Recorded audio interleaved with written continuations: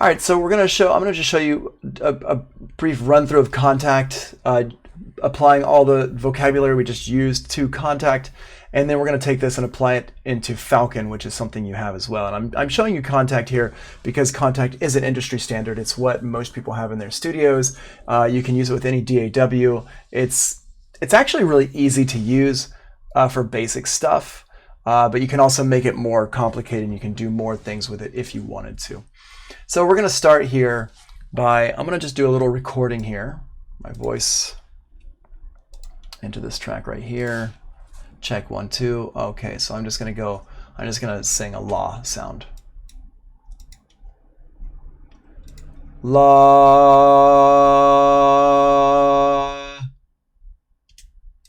Cool. All right, so I got this la sound here, a little bit distorted, maybe a little bit hot, but that's okay. I'm not going to worry about that too much. Let's go ahead and play it back. La. Yeah, you can't really hear it. I'm going to turn the warp off, and I'm going to adjust my start point here. Remember, we talked about this before with Ableton Live, and you see it's like, oh, okay, wait, that's the start point or end point of the sample. Yes, it is. We're going to do like this right there. Boom. La.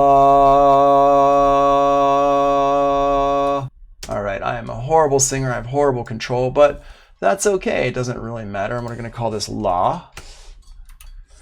And we're going to crop it.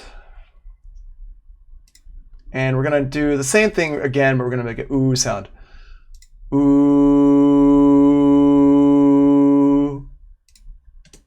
Ooh. Right? Turn the warp off.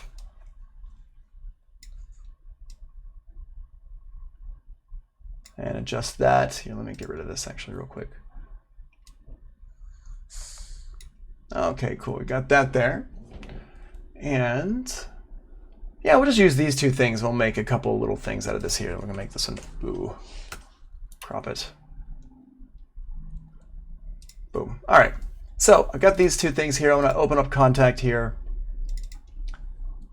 And we're going to drag them in. And this is where it gets really cool with Ableton Live. I don't have to go searching for it on my computer. I can just take this law, drag it right here into Kontakt.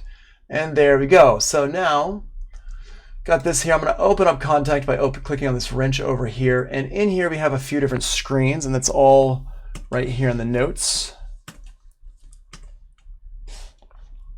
We've got the mapping editor, the wave editor, the sampler, engine, natural modes, and warp modes. In here, the mapping editor and the wave editor, the first two things we're going to look at. We've got over here, you can see, and remember I got this by going to the wrench. And if you didn't buy Kontakt, if you don't have the Kontakt full version, you actually don't have access to any of this stuff in here. So got over here, our wrench, we opened it up, and in here we've got the mapping editor, which shows me where it's mapped to on my keys. And we've got the wave editor, which allows me to actually adjust my sampler, my sample. Like I can adjust the start and end points, and you can see there's a little S over here for start point, a little E for end point. And then I can also adjust my loops and stuff inside of here, which we're going to talk about in just a second. But first, let's assign the sample to some keys. You can see here's my root note is C3. So let me go ahead and get it so I can play that back. There it is. La. Awesome. So I've got this over here, and we can see la la la la la. See this red dot? La la la la. This red dot is la la la la la where I'm playing my keyboard. So if I play over here, la la la la la la la. La, la, la, la, la, la, la. Right, you can see lower and higher, and this is my root note right here. What I'm going to do is I'm going to restrict my keyboard so I can't play the whole entire range of the keyboard. I'm just going to restrict it to here and over on this side.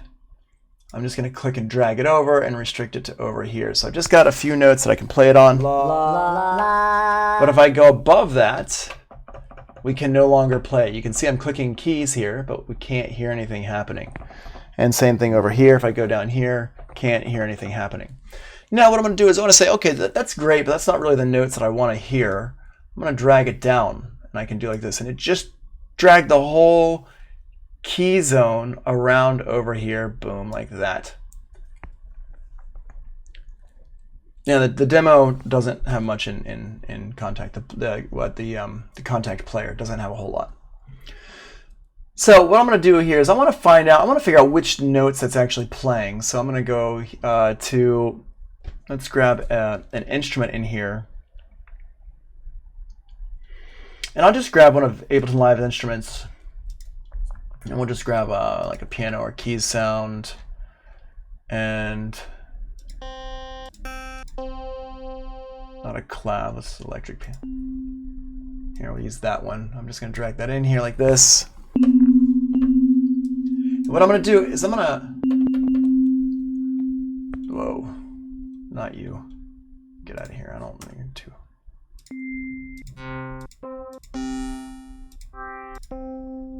There you go. That one's fine.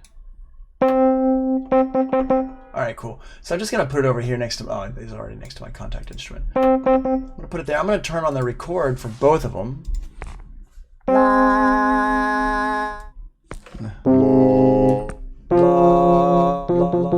And I'm just going to adjust this pitch until it's the same pitch. And what I can do...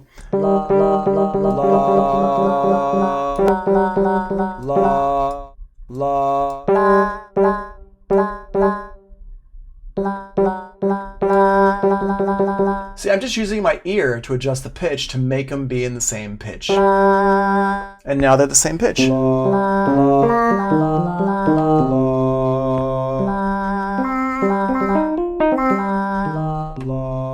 And I just did that by just changing my root note until they sounded the same. Right? So let's do the same thing with this other, the ooh sound, but we're going to drag this into a different part of the instrument.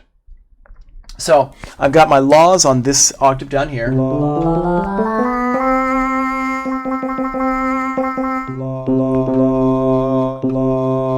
Right?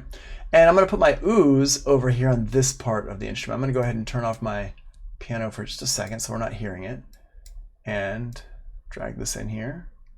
Boop, like that. I'm going to adjust my key zones.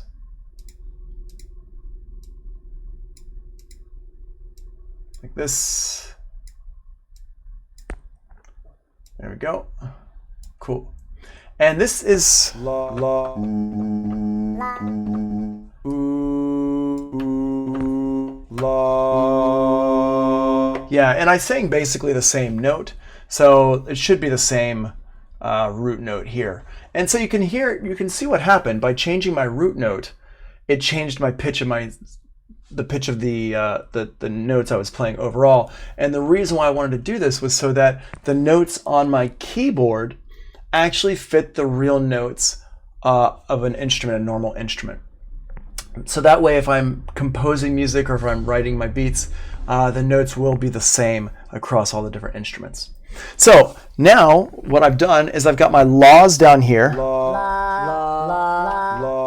I've got my oohs over here.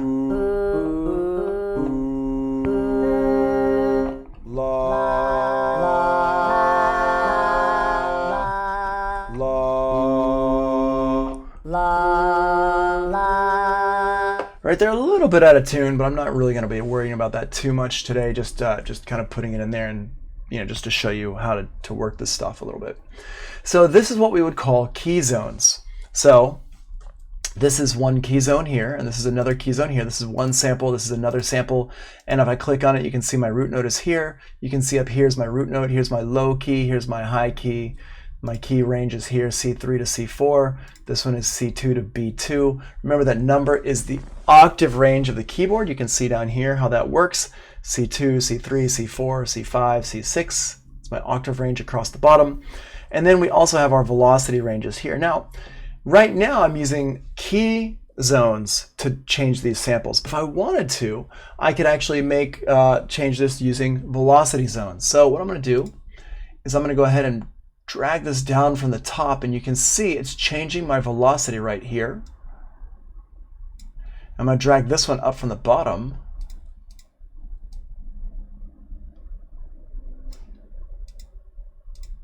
And I'm going to move this one right on top of this one. Boom. Let's just drag this over so it's across my whole little keyboard that I've got here.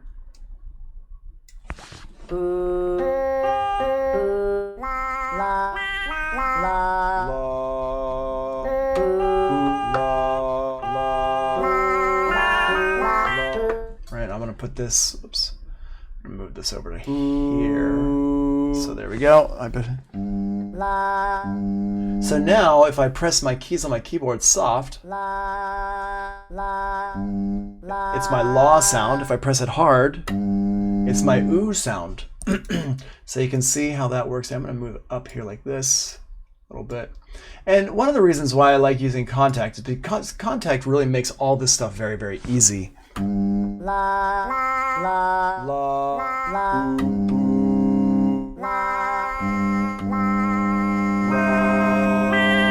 Right. So pretty neat stuff there. Now, if I wanted to, I could even go a step further and I could put like a drum kit over here on the side. So let's go ahead and grab these ch-ch sounds.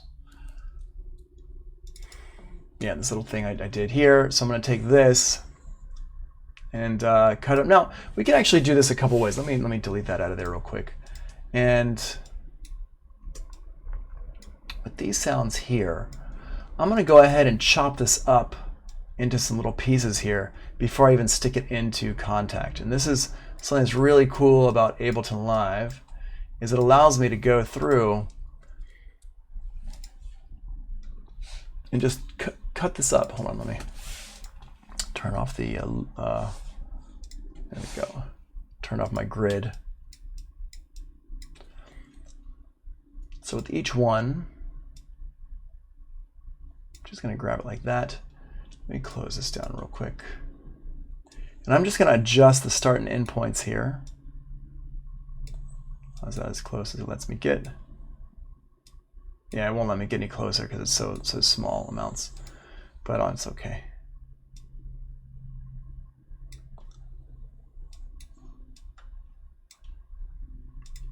And I'm just going to grab a couple of these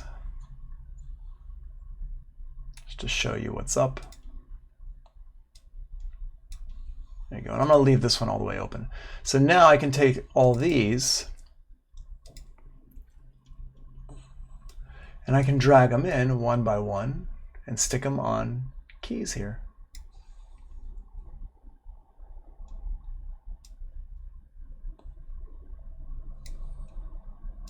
And I'm just sticking them on the white keys here.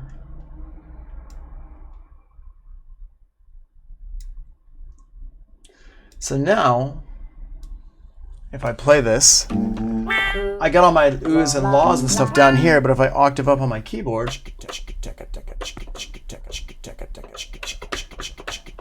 oh, it didn't keep my, it didn't keep the, yeah, that's okay.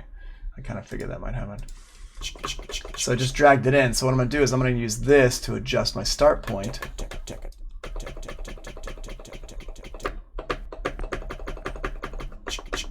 There we go.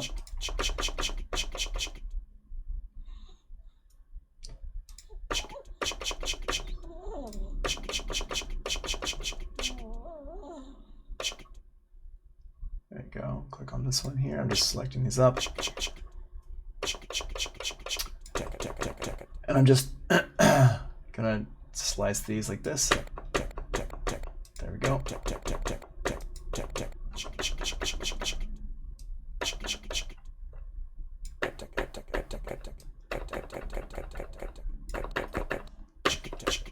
Cool.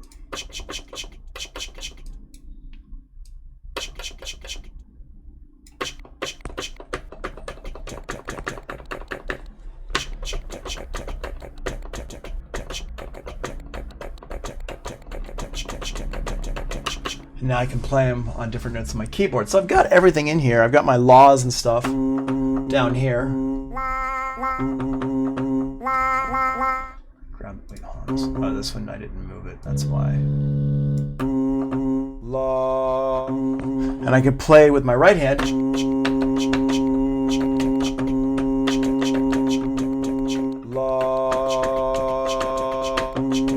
So I can play everything together there. And that's really what key zones are good for. Also, you know, just making, you know, sounds more natural, like if you're sampling a piano. But the way I use them a lot of times, especially a long time ago, was I would use them to when I was playing on stage or something, I needed like multiple samples just right in front of me on stage. I could just assign multi-samples and like different samples to different key zones and stuff for performing this stuff. And that's what's really great about this. All right.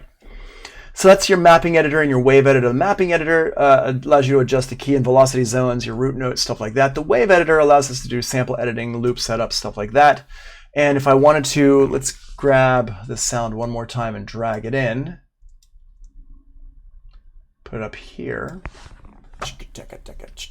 And what I'm going to do is I'm going to loop part of this. Let's scroll and turn off my mapping editor here. I'm going to turn on my sample loop number 1 here. I'm going to just grab this and move it over like this. Boom. And that allows me to loop just that part of it here. And I can zoom in. There we go. There we go. And I can adjust here.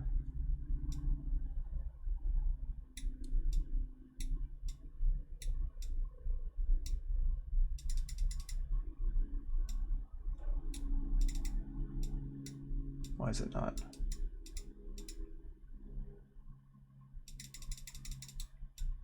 There we go. Move that one there. Boop. Cool. And this side here, where are we? There we go. So you want these to kind of line up together. There we go. Cool. That makes it nice and smooth there. When you're looping your samples, what you're looking for is to make sure there's no kind of like popping sound or something like that. Let's go back and take a look at our laws. Actually, let's take a look at our ooze here. We can loop a part of this one here. Try to get a nice smooth loop in here. Let's do this to make it so it just holds out forever. And this is going to be a little bit tricky because I don't have a steady voice.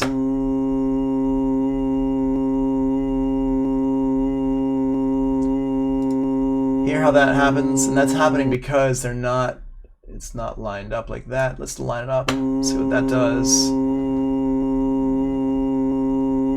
That helps a lot. Let's crossfade it a little bit.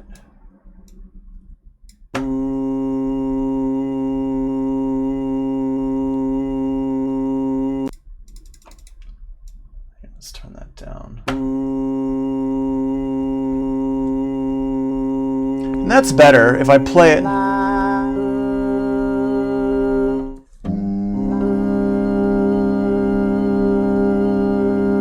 Yeah, that sounds nice and smooth. Okay, and that's how you can loop stuff. Now, once again, I've been looping and working with stuff like this for years and years and years. I mean, I got my first sampler back in, I want to say 93, 94, maybe 1994. I got my first sampler. So I've been doing this for a very, very long time. I've struggled so hard with what I just made look very, very easy. It takes a while to learn how to do that stuff, or at least it used to back in the day, because we didn't have all these things to guide us and stuff like that. But if you're using Kontakt, you can just push this loop edit button here, and it kind of lines things up for you, and you kind of just make it so it's smooth like this. You want it to look like a continuous waveform. Here is what you want it to do. But try it yourself and see what happens. You might be a natural at it. I was certainly not a natural at it.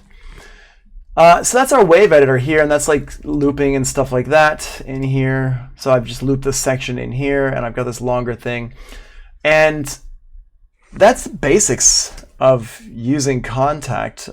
There's also these different modes of the sampler engine. So the sampler engine is how it's played back. It's over here in our source area. There's our different sampler engines are right here: DFD, sampler, wavetable, tone machine. Wavetable is pretty new in Kontakt. It allows you to do some really cool stuff with wavetable stuff. I haven't actually used it in Kontakt yet, but I know wavetable synthesis, and it's fantastic. I haven't used it in Kontakt yet, though. The main thing you would use would be sampler, and that's going to play things back as normal. But if you wanted to disconnect your pitch from your time, then you could use like Tone Machine Pro. And what this is going to do is it's going to make it so it doesn't speed it up or slow it down.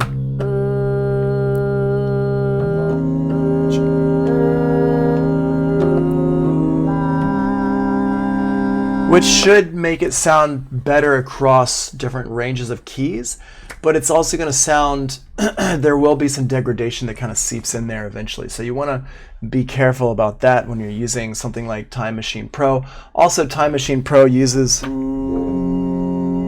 lot of processor power.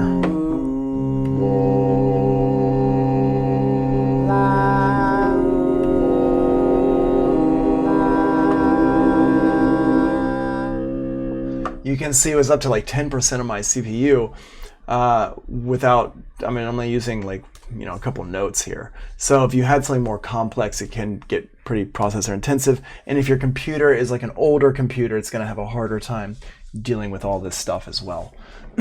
So just be aware of that, right, like that. And that's all right in here. There's also a tuning knob in here so you can tune the individual instruments in here. What else is here? Oh, and the warp modes. Yeah, Time Machine Pro, Beat Machine. That's like warping in Ableton Live or Elastic Audio in Pro Tools. So remember, modern samplers allow you to choose how the audio is played back, natural or warped. Natural is normal old school playback. The pitch affects the speed. Warped disconnects the pitch from the speed. Think Pro Tools Elastic Audio or Ableton Live's warp. Warped playback uses more computer processing power than natural playback. Now, there is another option in here called DFD. That's right here, DFD. DFD stands for direct from disk. For a sound like this, you do not need to use DFD. Also, I have 32 gigs of RAM in this computer, so it's massive amounts of RAM. I don't really use DFD that much because of that with samples that I sample. But what happens is, remember that piano sound we played earlier, Alicia's keys piano sound. Well, that piano sound has like, you know, it's 5-10 gigs. Some of these samples, some of these sample instruments are like, you know, 15 gigabytes. Well, you can't really load 15 gigabytes into your RAM. You could load 15 gigs into your RAM if you have enough RAM, but most people only have maybe 16 gigs of RAM on their computers, depending on how much you've updated it. But what DFD does is it allows you to play back using your hard drive. And so what it does is it loads the first part of the sample into the RAM, just a little bitty piece of the sample into RAM. And the rest of the sample is played from the hard drive. So as soon as you hit the key, it plays the very beginning part from the RAM, and then it flips to playing it from the drive. Now, why should we need to do this? Well, because remember, if you have 88 keys on a piano, it's going to be, you know, many, many gigabytes. If you're sampling it to make it sound natural, it's going to be many, many gigabytes. So most computers do not have that many gigs that you can play from, so you have to load it off of your hard drive. The caveat to using direct from disk is that you must have a hard drive that is fast enough to handle it. So most consumer hard drives are run at 5400 RPMs, revolutions per minute, which is how fast the platter spins on the drive. You want to get a faster spin so it can play back more smoothly. So the minimum that I recommend really is 7200 RPMs for your hard drive if you're going to be using it for sample playback. I believe the hard drives that we gave you at school are 7200 RPMs, but you gotta, you know, make sure you check that out and make sure when you're buying hard drives, don't just go for the cheapest hard drive. Make sure you get a hard drive that actually will handle it. Cool. So that is your DFD. It was something that was actually kind of pioneered by, I want to say it was pioneered by Native Instruments, but I could be wrong about that. It could have been something that kind of came from Akai or even EMU, because they did have the ability to connect up hard drives, external hard drives to them. I'm not 100% sure on that, though. I think it was a Native Instruments thing. Awesome. Cool. So that's the basics of sampling. I'm going to go ahead and stop that recording there.